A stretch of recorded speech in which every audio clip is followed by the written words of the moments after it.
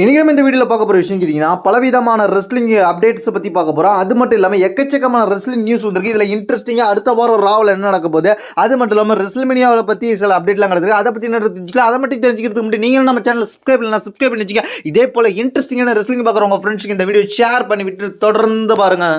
First நம்ம பார்க்க போகிற விஷயம் கேட்டிங்கன்னா டபிள்யூடபிள்யூல ஒரு ஒஸ்ட் ஸ்டோரி லைன் போயிட்டு இருக்கு. அதை பற்றி தெரிஞ்சுக்கலாம். ஒஸ்ட் ஸ்டோரி லைன் என்னன்னு கேட்டிங்கன்னா எல்டபிள்யூ வர்சஸ் அதுக்கப்புறம் வந்து அமெரிக்கன் மேட் டீமை சேர்ந்த சாட் கேபிள் பார்த்தீங்கன்னா இப்போதைக்கு வந்து அவர் வந்து இன்னொரு கேரக்டர் பண்ணிக்கிட்டு இருக்காரு. அந்த கேரக்டர் வந்து அவர் தான்ன்றது எல்லாருக்குமே தெரியும். டபிள்யூடபிள்யூ வந்து அதை வந்து எப்படியெல்லாம் உருட்டிக்கிட்டு இருக்காங்கன்றது பார்த்தீங்கன்னா அது ஒரு கேவலமான இதாக போயிட்டு இருக்கு. அவர் வந்து உடம்பு லொக்குன்னு இரும்பிக்கிட்டு இருக்கிறதாகவும் அவருக்கு வந்து முடியாமல் காமிக்கிறாங்க. அது மட்டும் இல்லாமல் அவர் வந்து இந்த இடத்த விட்டு வெளில போகிறதாகவும் அப்படின்ற பேர் சொல்லிக்கிட்டு இருக்காரு.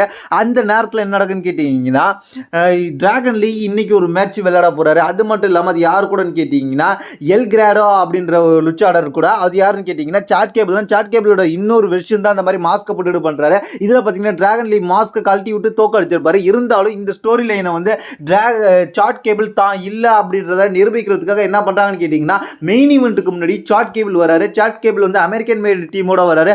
அது நான் இல்லை, என்ன போல வேற ஆளு யாரோ மாஸ்க் போட்டுட்டு ஏமாத்துறாங்க, அது நான் கிடையாது அப்படின்ற மாதிரி சொல்லிட்டு இருப்பாரு. இரும்புற மாதிரியே காம்பாங்க. கேவலமான ஸ்டோரி.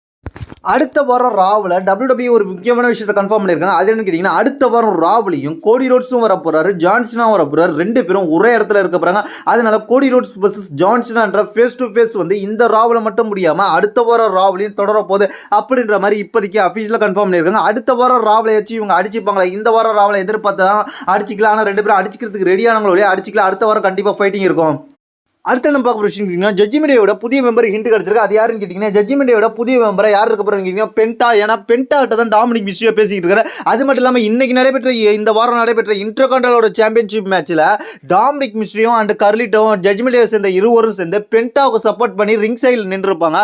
அது மட்டும் இல்லாமல் பென்டாட்ட சேரை கொடுத்து அட்டாக் பண்ண சொல்லுவார் பேரன் பேக்கர். ஆனால் பென்டா வந்து அதை வந்து டாமினிக் மிஸ்ட்ரியோ அட்டாக் பண்ணியிருப்பாங்க. இந்த ஸ்டோரி லைன் பயங்கரமாக பில்ட் பண்ணி கொண்டு போயிட்டு இருக்காங்க. இந்த ஸ்டோரி லைனில் ஜட்ஜ்மெண்டோட புதிய இருக்க போறாரு பென்டா அப்படின்ற மாதிரி தெரியுது. ஜட்ஜ்மெண்டோட புதிய மெம்பரா எப்போ ஆவார்னு கேட்டீங்கன்னா ஆஃப்டர் த ரெஸ்ல்மேனியாவுக்கு தான் ஆவார். அது வரைக்கும் ஜட்ஜ்மெண்டோட புதிய மெம்பரா சேராதவரை மாதிரி காமிச்சிக்கிட்டு இருப்பாங்க பென்டாவை. எப்படி ஃபின்பாலர் வந்து ஃபர்ஸ்ட் ஜட்ஜ்மெண்டோக்கு அகேன்ஸ்டா இருந்தாரோ அதுக்கப்புறம் மீண்டும் ஜட்ஜ்மெண்டோல சேர்ந்து ஜட்ஜ்மெண்டோட லீடர் ஆனாரோ அதே போல பென்டாவும் ஆவார்ன்ற மாதிரி எதிர்பார்க்க. அடுத்த நம்ம பார்க்க போகிற விஷயம் கேட்டிங்கன்னா ஜே ஈசோ ஒரு பேக் ஸ்டேஜில் ஒரு உண்மை சம்பவத்தை சொல்லிட்டாரு. அது என்னன்னு கேட்டிங்கன்னா தன்னால் கந்தரை ஜெயிக்க முடியாதுன்ற மாதிரியே எல்லாருமே ட்ரோல் பண்ணிக்கிட்டு இருக்காங்கன்ற மாதிரி ஒரு விஷயத்தை போட்டு உடச்சிருப்பாரு.